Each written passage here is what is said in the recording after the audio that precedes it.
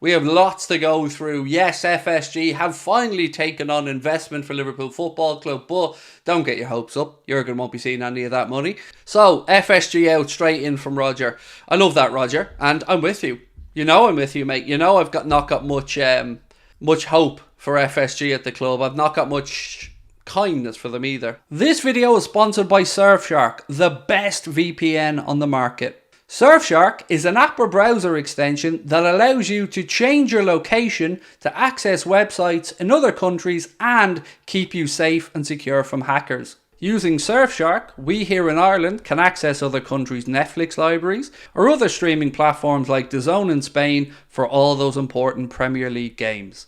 Surfshark keeps you safe and private by protecting everything you do online.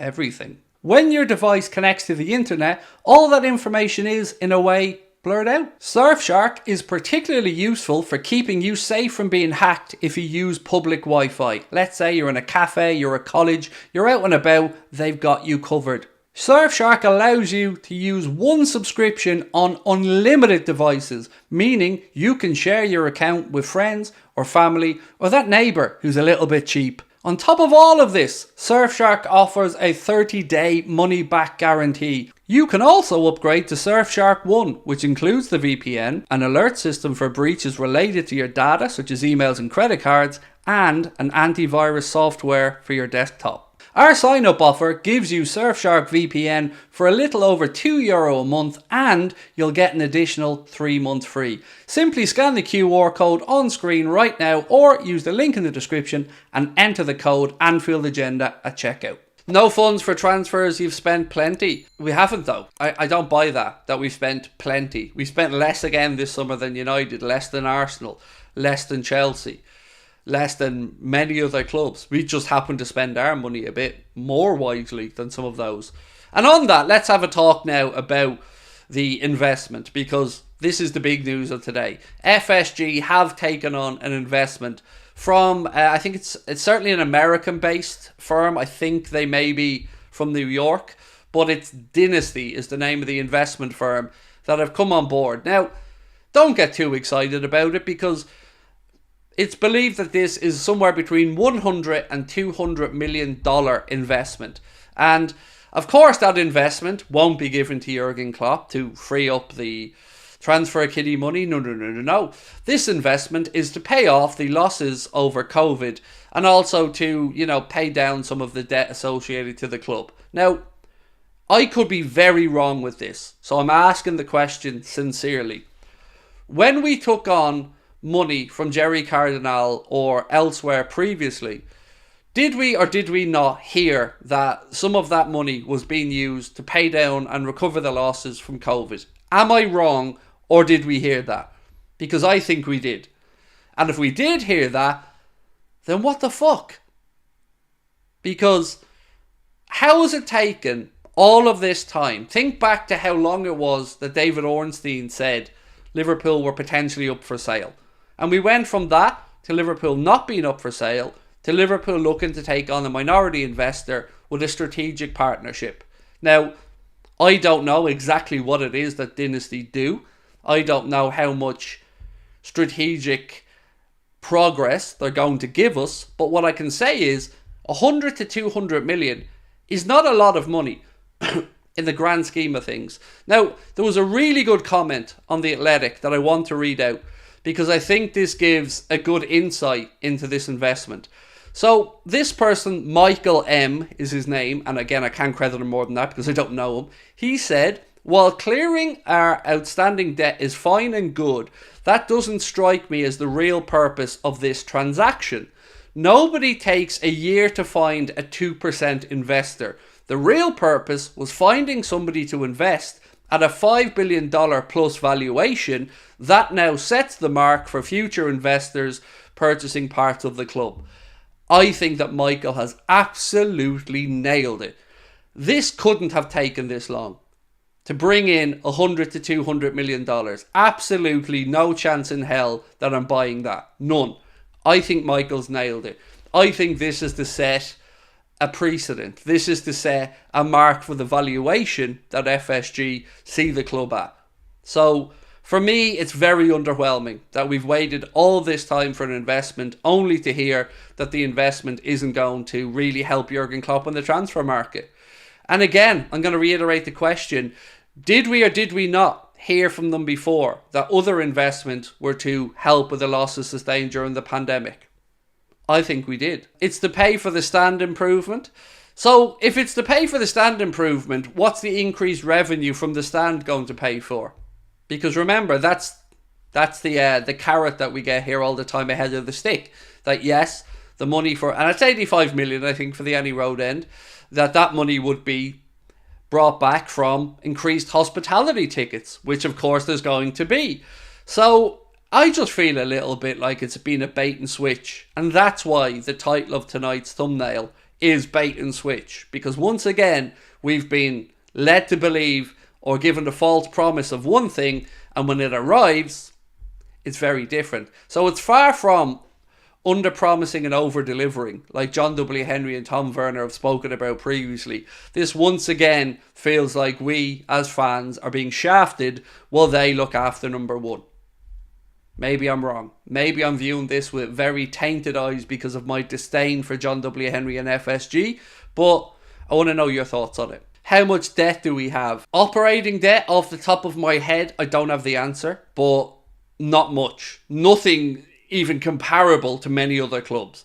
Nothing that isn't serviceable, nothing that is going to run the club into any trouble.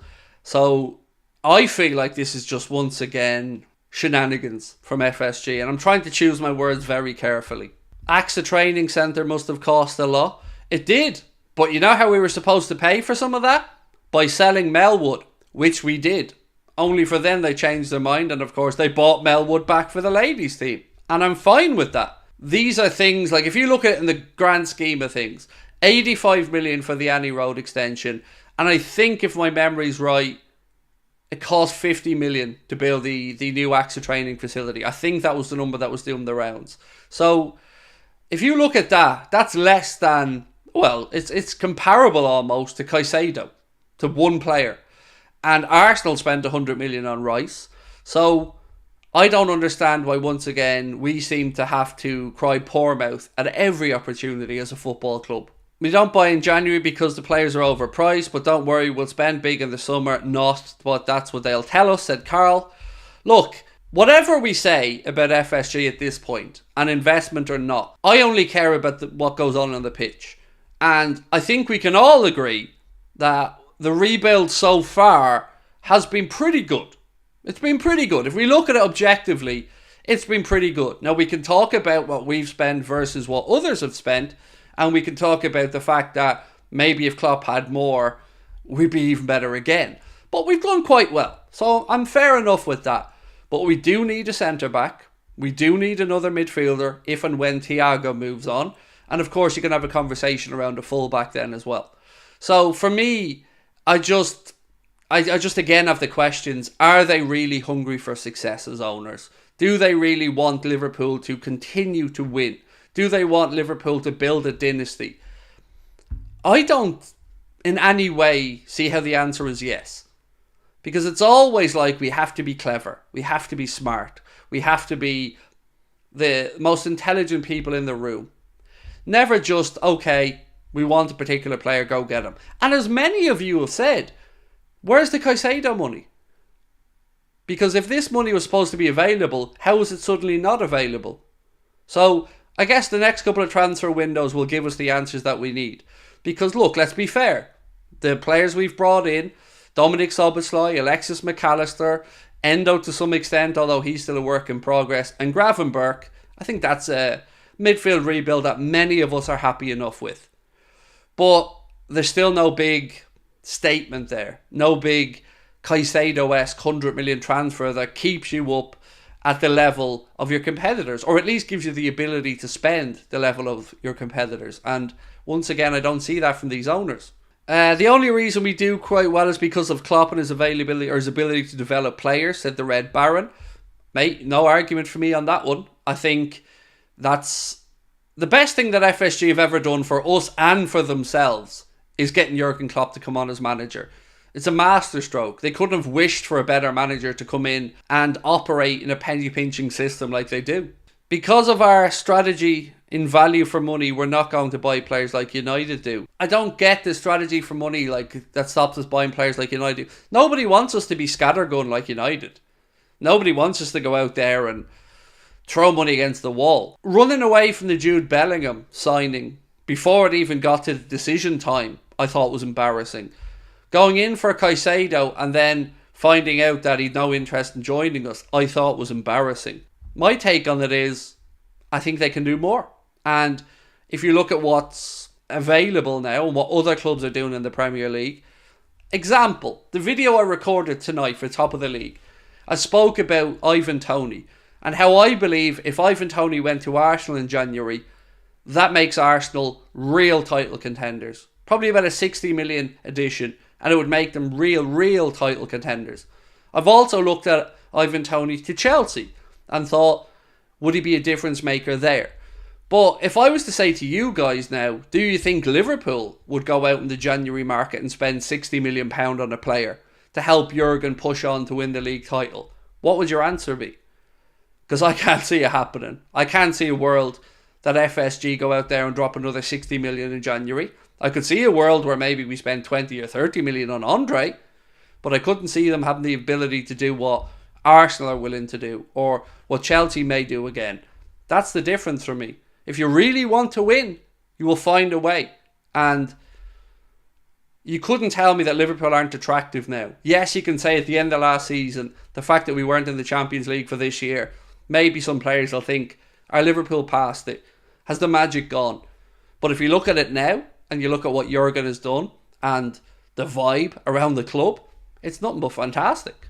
I read an article today, which made me laugh, because I don't know if this was done for shithousery or if it was just coincidental. But let me read it out to you and see what you guys think and see what your opinion is.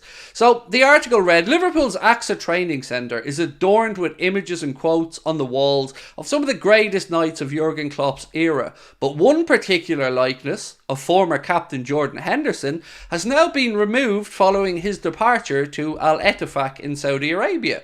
While previously the picture was of Henderson clasping the Premier League trophy in 2020, in its place now is a picture of Trent Alexander-Arnold with the Champions League in hand, alongside the quote, "I'm just a normal lad from Liverpool whose dreams have just come true."